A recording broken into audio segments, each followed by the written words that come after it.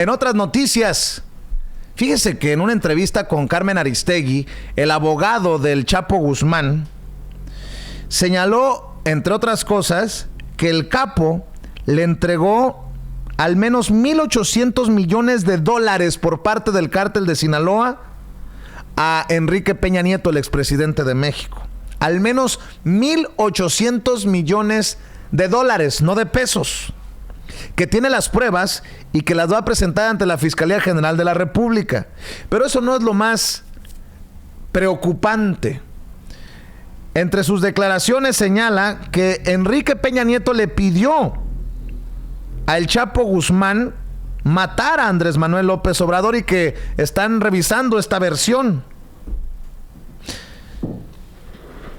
Así lo dijo José Luis González Mena, abogado del ex líder del cártel de Sinaloa, que existe la versión, hay una versión de que el expresidente Peña Nieto le pidió al Chapo Guzmán que matara a López Obrador.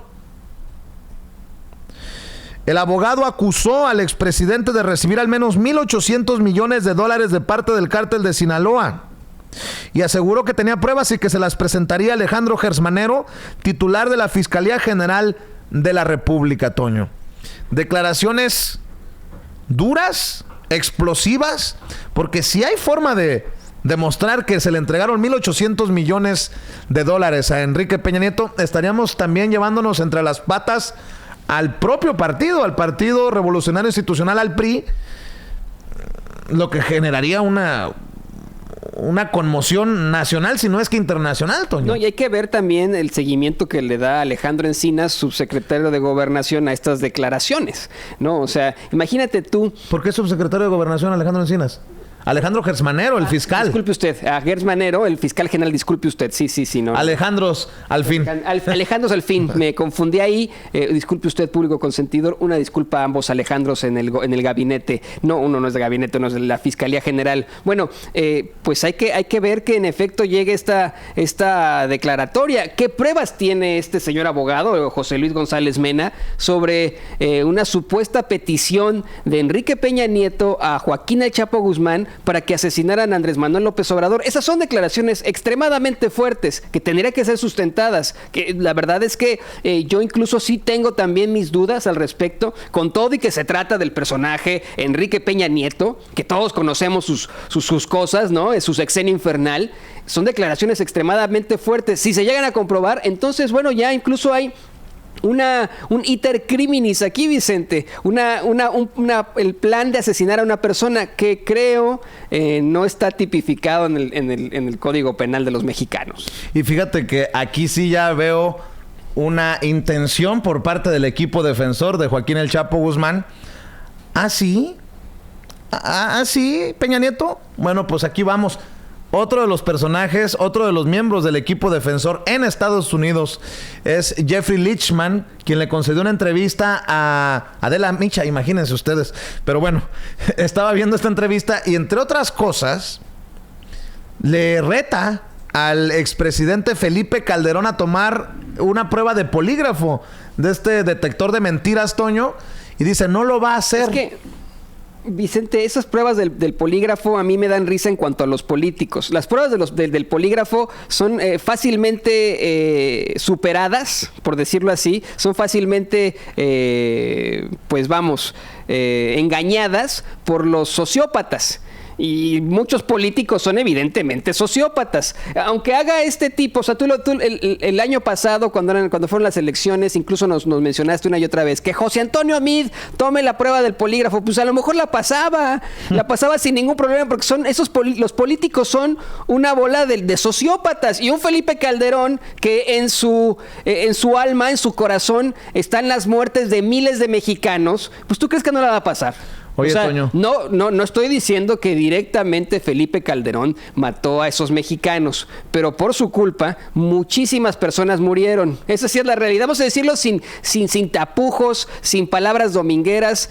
Durante el sexenio de Felipe Calderón se abrieron las puertas del infierno y miles de mexicanos empezaron a morir en esta sangría, en esta masacre que él llamó guerra contra el crimen. La pregunta del millón ahí te va. ¿Será con Alejandro Gersmanero el fiscal general de la República en este gobierno de Andrés Manuel López Obrador, cuando el mexicano podrá confirmar tristemente que ha sido gobernado por narcopresidentes? Te lo voy a decir por qué. También surge la versión que el hermano mayor de los Beltrán Leiva, Arturo Beltrán Leiva, el Botas Blancas, creo que le llamaban, quien falleció en un enfrentamiento con las autoridades en Morelos hace algunos años, el que era el líder del cártel de los Beltrán Leiva, vivió en una propiedad de Carlos Salinas de Gortari en Guerrero. O sea, por todos lados, mira, está señalado Carlos Salinas de Gortari por su relación. Está señalado Felipe Calderón y su superpolicía, Genaro García Luna, de recibir lana para proteger a los Beltrán Leiva de la furia del Chapo Guzmán. Y tenemos a un expresidente Enrique Peña Nieto, acusado de recibir $1,800 millones del Chapo.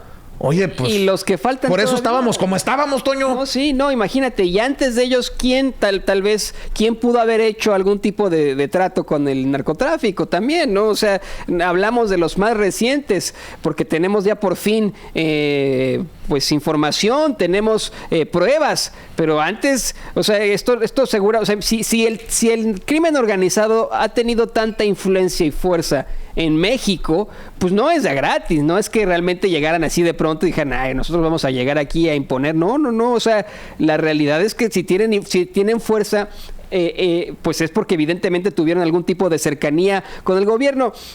Mira, ya sé por qué estaba mencionando hace rato a Alejandro Encinas.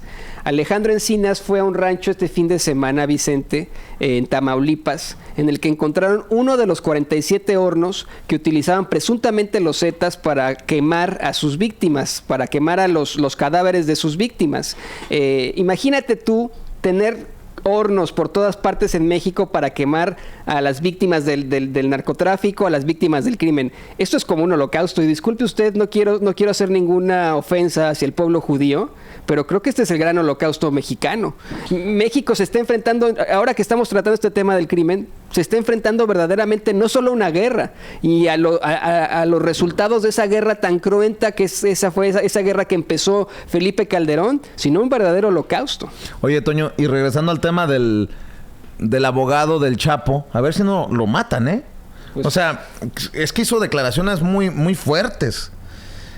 También a Carmen Aristegui, en esta entrevista que le concedió, este personaje, José Luis González Mesa, afirmó que tiene pruebas que demuestran que el narco Arturo Beltrán Leiva, quien ya falleció, conocido como el Barbas, vivía en una casa del expresidente priista Carlos Salinas de Gortari en Acapulco, Guerrero, cuando comandaba el estado. El mayor de los Beltrán Leiva operaba en Acapulco en un fraccionamiento llamado La Cima, y que misteriosamente es propiedad de Carlos Salinas de Gortari. Tengo todos los documentos, dice este personaje.